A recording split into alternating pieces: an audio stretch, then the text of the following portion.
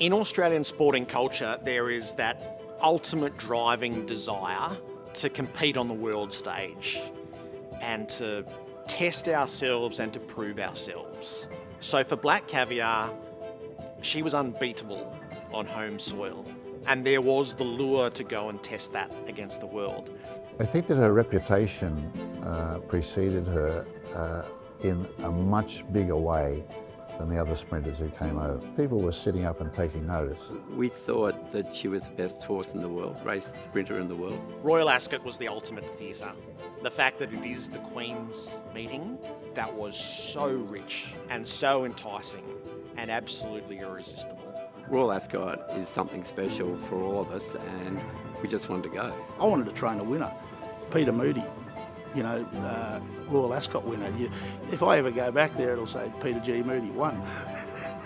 That's one more than a lot of people have got. So that's why I wanted to be there. Black Caviar, the day before she leaves, is marched out in front of the stable, essentially in spandex. She's in a black compression suit, the likes of which we've never seen on a thoroughbred before. I think it was 31 hours stable to stable. And she's standing up that whole time. And at the time, a lot of sports medicine sort of guys would start to come out, and you'd see athletes and footballers travel in these skins, which ultimately was about creating blood flow. So we thought, well, why not for a horse? It's called sexy, it's called racy, it's almost ludicrous. There are cartoons drawn the next morning. It's the subject of serious talkback radio across the nation. It becomes a magnetic moment that I think does have the parallels to the old boy being hoisted up on the pulley and put on the steamship.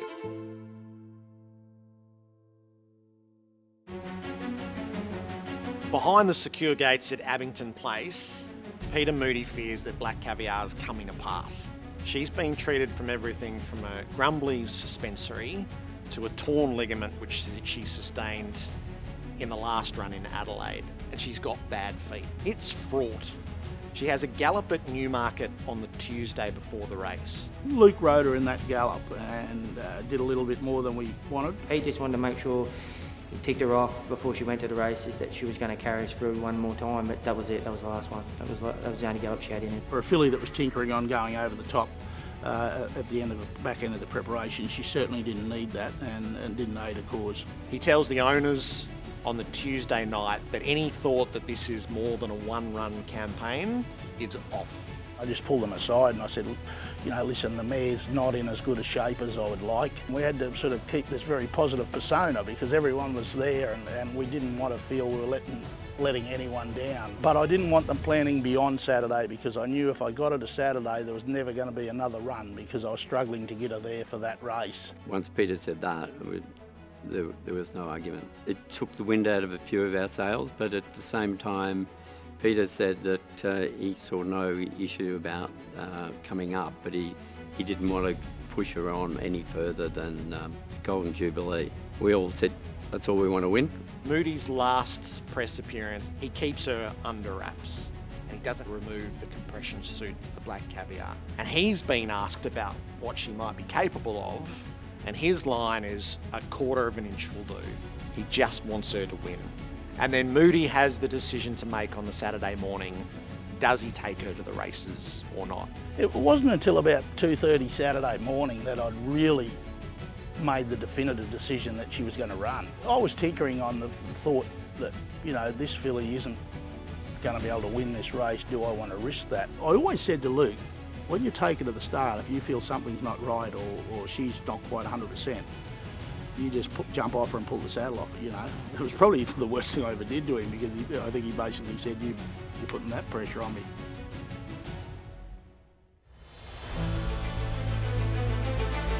We were shocked by how many Australians had descended upon London.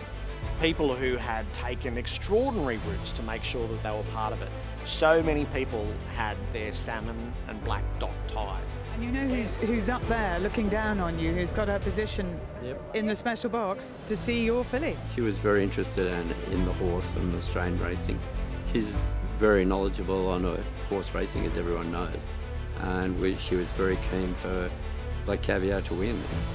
So much media attention on this horse, particularly in Australia and indeed in America. CNN were covering her, and in the Middle East. They even moved an Aussie rules match, football match, because of Black Caviar. They didn't want to clash. Back in Melbourne in the middle of the night, a couple of thousand people had been drawn to Federation Square.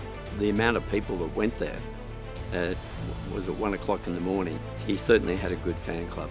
Colin Madden, one of the owners, we always had this little thing where I used to twirl a dollar coin between my fingers when we watched a race, and he always made sure I had a dollar coin to play with. But it's probably more about cigarettes than anything. The nervousness of watching it and knowing she wasn't right, that was the hard part.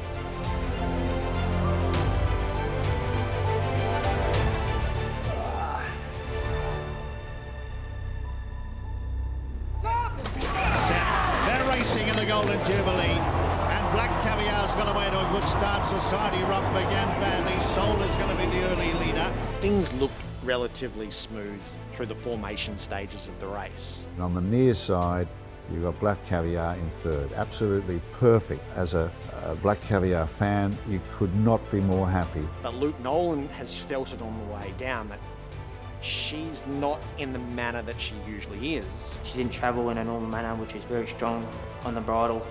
When she's racing on the straight course at home, she didn't give me that feel. She never really trucked up under him. They've just gone past the half mile there. She's about 2.5 lengths off the lead, but once again, she's still only just travelling. She didn't drag me to where I needed to go. That was the thing. Like, she used to do my job for me, more or less. She could absorb pressure and she'd kick. I fed her a bit of rain and she was at the top, and we're a fair way from home. And that's not like her at all. And I knew it was going to be heart and mouth stuff from that point on. Now Nolan starts to shake the reins at Black Caviar. She starts to move up on the near side. Black Caviar finds the margin, but it's hard work. I think, well, absolutely home for all money. And then right at the end, But it's Black Caviar in front with 100 yards left to go. Here's Restia Darjan and Moonlight Cloud. He eases up near the line. Here's Moonlight Cloud. It's tight. Black Caviar and Moonlight Cloud in a photo. and there's this gasp. It was just bedlam because people were going everywhere and no one around us knew who won. The gut feeling at the time was that she just got there, but I did want to see the shutter cam as they crossed the line, because Moonlight Cloud was absolutely flying. It was nerve-wracking, don't worry about that. Well, I knew I'd done enough to last, but there weren't many people sharing my confidence, and some of them were standing right in the lines. Peter Moody, he will not be a happy man. What should have been a moment of pure triumph and exhilaration becomes a bit more complicated than that. There's almost an atmosphere that would accompany her getting beaten. She won. She's completed the mission. They're waving the flags at Federation Square, but it's just not, it's confusing. Well, I reckon that's about the third time I watched that in 10 years. Luke Nolan's place in this is so vexed, and I feel desperately for him, because this is the climax of his career as well. Every jockey dreams of this horse, of this partnership. Luke had a great affinity with Black Caviar. You know, he loved her more than anyone, and used to ease her down and look after her and cuddle her in the races. And you know, he never wanted to see her get knocked around either. Always looked after her. Always looked after her. It was always first and foremost, and it was whether it was on the trainer track or at the races. Always looking after her. And she was big, but she was fragile, and you had to look after her, otherwise she wasn't going to get to the races as many times as she did.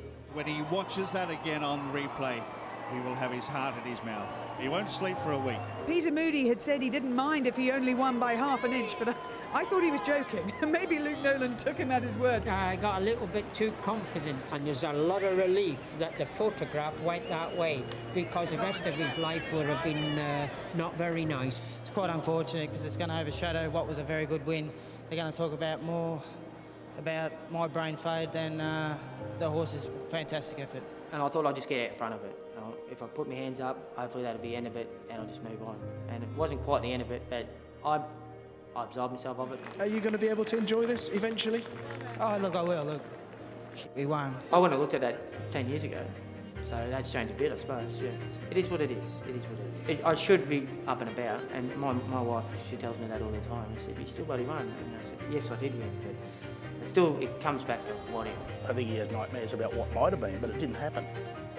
And I keep saying to him, "You won, mate, you won." We wanted to have a stubby and relax, but people were always going to want to narrow in on Luke's ride. And even to this day, I hear people say, you know, bloody hell, what's going on? But, you know, she won. She got the job done. It wasn't his doing, it was just the horse was worn out, and it was probably my mistakes by giving her too big a preparation before she went there, really.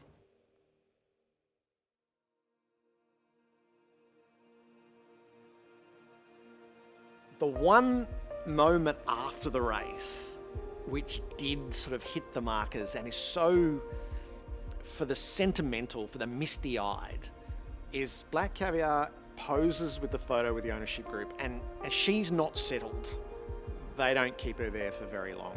Peter Mooney leads Black Caviar around and the Queen is there.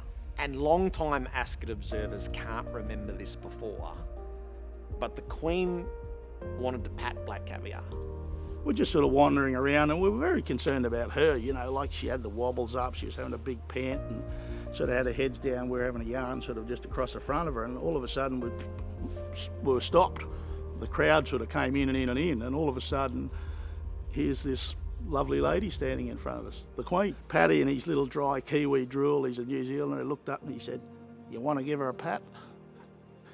And I thought, it's probably not not the way you address the Queen, but she put her hand out and placed her hand on her nose, and that's pretty special.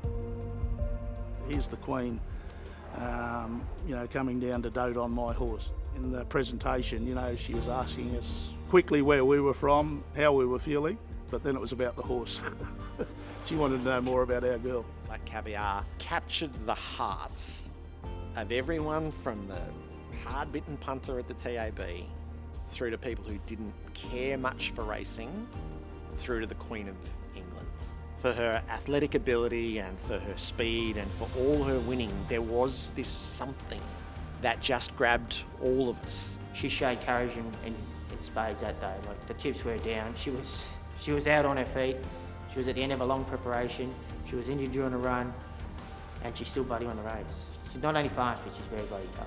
Look, in my lifetime, you know, Black Caviar has been the pinnacle, apart from having kids, I suppose, but to go through her and win 15 Group 1s, win at Royal Ascot, was something you'll never forget. She went outside the bubble. She travelled 2/3 the way around the world, took on all comers, and unfortunately she's not recognised for that probably, you know.